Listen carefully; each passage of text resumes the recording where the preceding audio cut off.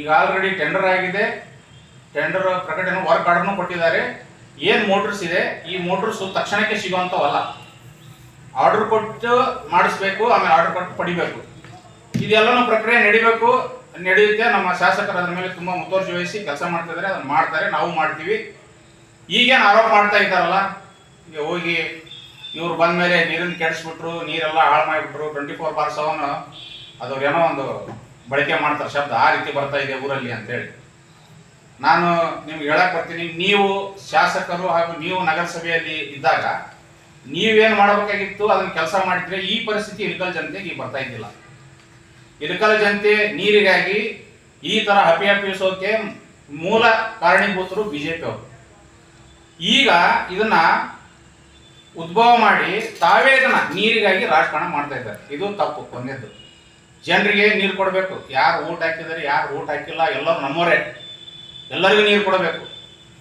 ಇವರು ತಮ್ಮ ಕಡೆಯಿಂದ ಅನುದಾನ ತರಕ್ ಆಗದೆ ನಮ್ಮ ಶಾಸಕರು, ಈಗಿರುವಂಥ ಶಾಸಕರು ತಂದಂಥ ಅನುದಾನ ತಂದದ್ದು ನೋಡಿ ಇವರಿಗೆ ಹೊಟ್ಟೆ ಕಿಚ್ಚು ಸಹಿಸೋಕೆ ಆಗದೆ ಇಲ್ಲ ಸಲ್ಲದ ಆರೋಪಗಳನ್ನು ಮಾಡ್ತಾ ಇದ್ದಾರೆ. ಇದನ್ನು ತಾವೇ ಮಾಡಿದ್ರೆ ನಾವೇ ಹೇಳ್ತಿದ್ವಿ, ದೊಡ್ಡ ನೋಡ್ರಿದ್ದಾಗ ಈ ಕೆಲಸ ಮಾಡಿದ್ರು ಅಂತೇಳಿ. ಅವ್ರಿಗೆ ಮಾಡಿದಂಥ ಕೆಲಸ ಹೇಳಕ್ ನಮ್ಗೆ ಏನಿಲ್ಲ, ಯಾಕಂದ್ರೆ ಅವ್ರು ಅನುದಾನ ತಂದಿಲ್ಲ, ನೀರಿನ ಸಂಬಂಧ ಅವ್ರು ಏನು ಮಾಡಿನೇ ಇಲ್ಲ. ಎರಡನೇದು, ಇವರು ಸರ್ಕಾರಿ ಅಧಿಕಾರಿಗಳ ಮೇಲೆ, ಈಗಿರುವಂಥ ನಮ್ಮ ಶಾಸಕರು ಅಧಿಕಾರಿಗಳ ಮೇಲೆ ಒತ್ತಡ ತಂದು ಕೇಸನ್ನು ಹಾಕಿಸ್ತಾರೆ ಅಂತ ಒಂದು ಆರೋಪ ಮಾಡಿದ್ರು. ಇವತ್ತು DC ಆಫೀಸಲ್ಲಿ ಒಂದು ಪತ್ರಿಕಾ ಪ್ರಕಟಣೆಯ ಮೂಲಕ ಅವರು ಇವತ್ತೊಂದು ಹೇಳಿದರು, ಸನ್ಮಾನ್ಯ ಶ್ರೀ ದೊಡ್ಡಮುರಾಜಿ ಪಾಟೀಲ್ ಅವರು. ನಾನು ಅವರಿಗೆ ನೆನಪು ಮಾಡ್ಸಕ್ಕೆ ನಾನು ಬಯಸ್ತೀನಿ. ಇವರು ಬಡ ಜನರಗಳ ಮೇಲೆ, ನಾವು ಕಾಂಗ್ರೆಸ್ ವಿರೋಧ ಪಕ್ಷದಲ್ಲಿದ್ದಾಗ ಬಡ ಜನತೆಗಳ ಪರವಾಗಿ ಹಕ್ಕುಪತ್ರಕ್ಕೆ ಹೋರಾಟ ಮಾಡಿದರೆ FIR. ಗುರ್ಲಿಂಗಪ್ಪ ಬಡಾವಣೆಗಳ ಮೇಲೆ ಬೆಳಗ್ಗೆ ಮುಂಜಾನೆ 6ಕ್ಕೆ 7ಕ್ಕೆ ಸಂಜೆ ಮುಂದೆ ರಾತ್ರಿ ಹೋಗಿ ಮನೆ ಕೆಡೋಕೆ ಹೋದ್ರು. ಅವಾಗ ನಾವು ಹೋಗಿ ಹೋರಾಟ, ಬಡವರ ಪರವಾಗಿ ಹೋರಾಟ ಮಾಡಕ್ಕೆ ಹೋದ್ರೆ ಅವಾಗ FIR. ನಮ್ಮ 8 ಜನ ಸದಸ್ಯರಿದ್ದೀವಿ ನಾವು. 8 ಜನ ಸದಸ್ಯರಿಗೆ ₹1 ಅನುದಾನ ಹಾಕಿಲ್ಲ ಅಂತೇಳಿ ನಗರಸಭೆಯಲ್ಲಿ ನಮ್ಮ ಹಕ್ಕುಗಳನ್ನು ನಾವು ಮಂಡಿಸಕ್ಕೆ ಹೋದ್ರೆ ನಮ್ಮ ಮೇಲೆ FIR. ಹಾಗೂ ಸರ್ವಧರ್ಮ ಸಮ್ಮೇಳನ ಮಾಡಕ್ಕೆ ಹೋದ್ರೆ FIR. ಡಾಕ್ಟರ್ BR ಅಂಬೇಡ್ಕರ್ ಅವರ ಒಂದು ಜಯಂತಿ ಮಾಡಕ್ಕೆ ಹೋದ್ರೆ ನಮ್ಮ ಮೇಲೆ FIR. ಧಾರ್ಮಿಕ ಗುರುಗಳ ಸ್ವಾಗತ ಮಾಡಕ್ಕೆ ಹೋದ್ರು ನಮ್ಮ ಮೇಲೆ FIR. ಇನ್ನೂ ತುಂಬಾ ಹಲವಾರು ನಮ್ಮ ಮೇಲೆ FIRಗಳಾದವು. ಉಚ್ಚ ನ್ಯಾಯಾಲಯದಲ್ಲಿ ಎಲ್ಲಾನು ಕೇಸ್ ನಡೆದು, ಎಲ್ಲಾನು ಕೇಸನ್ನು ಯಾವುದೋ ಒಂದು ಇವರು ಪ್ರೂವ್ ಮಾಡೋಕ್ಕಾಗಲಿಲ್ಲ, ಎಲ್ಲ ಸುಳ್ಳು ಕೇಸ್ಗಳು. ಇಷ್ಟೊಂದು ಕೇಸ್ಗಳು ನಾವು ಇದೆಲ್ಲ ಕುಂತೀವಲ್ಲ, ಎಲ್ಲರ ಮೇಲೂ ಕೇಸ್ಗಳು ಹಾಕ್ಸ್ಕೊಂಡಿದ್ವಿ, ಅಡ್ಡಾಡಿದ್ವಿ, ಮಾಡಿದ್ವಿ. ಈಗ ಅವಾಗೆಲ್ಲ ಕೇಸ್ ಆದವಲ್ಲ, ನೀವು ಯಾರ ಮೇಲೆ ಒತ್ತಡ ಹಾಕಿ ನಮ್ಮ ಮೇಲೆ ಕೇಸ್ ಮಾಡಿಸಿದ್ರಿ? ಹಂಗಾದ್ರೆ ನೀವು ಸರ್ಕಾರಿ ಅಧಿಕಾರಿಗಳ ಮೇಲೆ ಒತ್ತಡ ಹಾಕಿ ನಮ್ಮ ಮೇಲೆ ಕೇಸ್ ಮಾಡಿಸಿದ್ರೆ ಎಷ್ಟೊಂದು.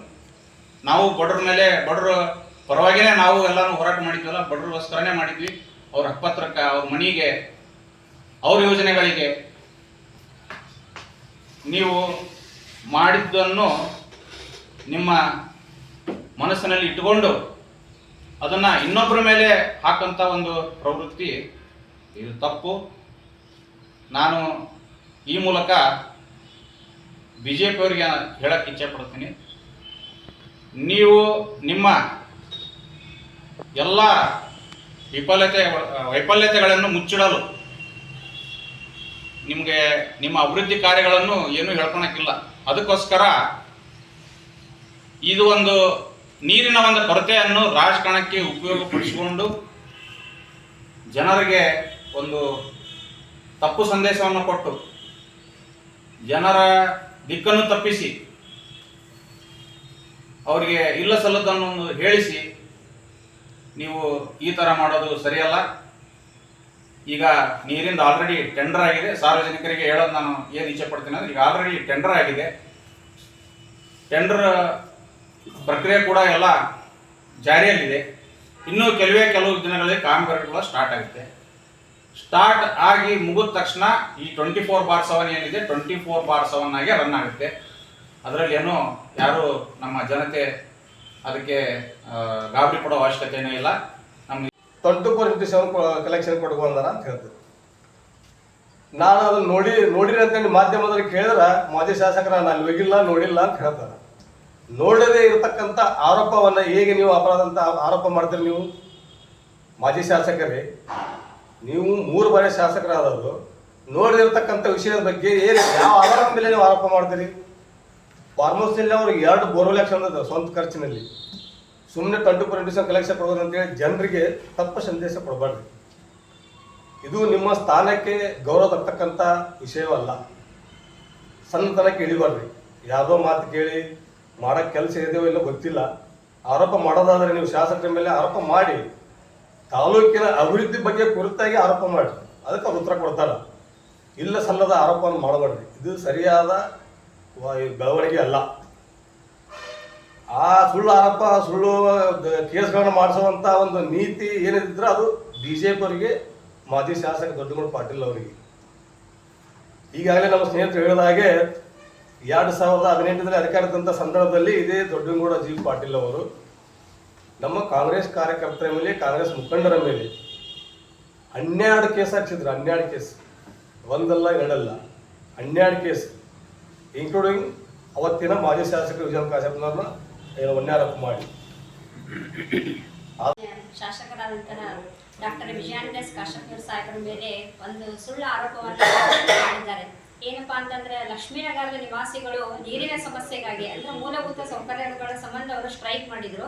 ಅದರ ಸಂಬಂಧ ಅವ್ರ ಮೇಲೆ ಶಾಸಕರೇ ಒಂದು FIR ಮಾಡ್ಸಾರ ಅಂತ ಹೇಳಿ ಒಂದು ಸುಳ್ಳು ಸುದ್ದಿ ಒಂದು ಕ್ಷೇತ್ರದಲ್ಲಿ ಹರಿದಾಡ್ತಾ ಇದೆ. ಇದು ಸುಳ್ಳು ಅಂತ ಹೇಳ್ತೀನಿ.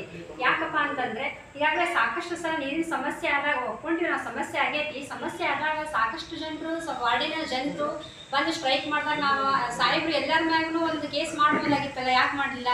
ಇವ್ರ ಮ್ಯಾಗ್ಲೇ ಯಾಕೆ ಮಾಡಿದ್ರು? ಇವ್ರು ಏನಪ್ಪಾ ಅಂತಂದ್ರೆ, ಬಂದು ಅಲ್ಲಿ ಒಂದು ಅಧಿಕಾರಿಗಳು ಕೆಲಸ ಮಾಡುವಂತಹ ವೇಳೆಯಲ್ಲಿ ಅಧಿಕಾರಿಗಳನ್ನ ಎಲ್ಲರನ್ನೂ ಹೊರಗೆ ಹಾಕಿ ಅಲ್ಲೇನಪ್ಪ ಅಂತಂದ್ರೆ ಅಷ್ಟು ಆಫೀಸಿಗೆ ರೂಮಿಗೆ ಚಾವಿ ಹಾಕಿ ಅವತ್ತೇನಂದ್ರೆ ಕೆಲಸಕ್ಕೆ ಒಂದು ಅಡೆತಡೆ ಮಾಡಿದ್ರು. ಆ ಉದ್ದೇಶಕ್ಕೆ ಕಮಿಷನರ್ ಸರ್ ಏನು ಮಾಡಿದ್ರು ಅಂದರೆ, ಅಲ್ಲಿ ಯಾವುದೇ ಒಂದು ದಾಖಲಾತಿಗಳು ಏನು ಹಾಳಾಗಬಾರ್ದು ಅನ್ನೋ ಉದ್ದೇಶಕ್ಕೆ ಅವ್ರೇನಂದ್ರೆ ಒಂದು ತಮ್ಮ ಆತ್ಮ ಸಂರಕ್ಷಣೆಗಾಗಿ ಒಂದಿಷ್ಟು ಜನದ ಮೇಲೆ ಏನಪ್ಪಾ ಅಂತಂದ್ರೆ ಕೇಸ್ ಮಾಡಿರ್ಬೋದು. ಅದು ನಮಗೂ ಗೊತ್ತಿಲ್ಲ. ನಾವು ಒಂದಿಷ್ಟು ಇಂಟರ್ನೆಟ್ ಮುಖಾಂತರ ನೋಡಿದ್ದಷ್ಟೇ ನಮ್ಗೆ ಗೊತ್ತು. ಶಾಸಕರ ಮೇಲೆ ಒಂದು ಆರೋಪ ಮಾಡೋದು ಸುಳ್ಳು. ಯಾಕಂದ್ರೆ ಸಾಹೇಬರು ಇರೋದೇ ಒಂದು ಸಾರ್ವಜನಿಕರ ಒಂದು ಎಲ್ಲ ಕೆಲಸ ಮಾಡೋ ಸಂಬಂಧ, ಜನರ ಸಂಬಂಧ ನಮ್ಮ ಶಾಸಕರು ಇರೋದು. ಈಗಾಗಲೇ ನಾವೆಲ್ಲ ಅಧಿಕಾರದಲ್ಲಿದ್ದಾಗ ಸಾಕಷ್ಟು ವಾರ್ಡ್ಗಳಲ್ಲಿ ಬೋರ್ವೆಲ್ಗಳನ್ನು ಕೊರೆಸಿವಿ. ಆಮೇಲೆ ಕೆಟ್ಟೋದಂಥ ಬೋರ್ವೆಲ್ಗಳನ್ನು ರಿಪೇರಿ ಮಾಡಿಸೋದಾಗಿರ್ಬೋದು. ಆಮೇಲೆ ಸಾಕಷ್ಟು ವಾರ್ಡ್ಗಳಲ್ಲಿ ಶುದ್ಧ ಕುಡಿಯುವ ನೀರಿನ ಘಟಕಗಳನ್ನು ಹೊಸದಾಗಿ ಸ್ಥಾಪನೆ ಮಾಡಿದ್ವಿ. ಆಮೇಲೆ ನಿಂತು ಹೋದ ಎಷ್ಟೋ ಶುದ್ಧ ಕುಡಿಯುವ ನೀರಿನ ಘಟಕಗಳನ್ನು ಮರುಚಾಲನೆ ಮಾಡಿದ್ವಿ. ಆಮೇಲೆ ನೀರಿನ ಸಮಸ್ಯೆ ಎಲ್ಲೆಲ್ಲಿದೆ ಎಲ್ಲ ಕಡೆ ಸಾಕಷ್ಟು ಬೋರ್ವೆಲ್ ಕೊರೆಸೋದಾಗಿರ್ಬೋದು, ಸಾಕಷ್ಟು ಕೆಲಸಗಳನ್ನು ಮಾಡಿದ್ವಿ. ಆಮೇಲೆ ನಾವೊಂದು ಅಧಿಕಾರದಲ್ಲಿದ್ದಾಗ ಅವ್ರು ನಮ್ಮ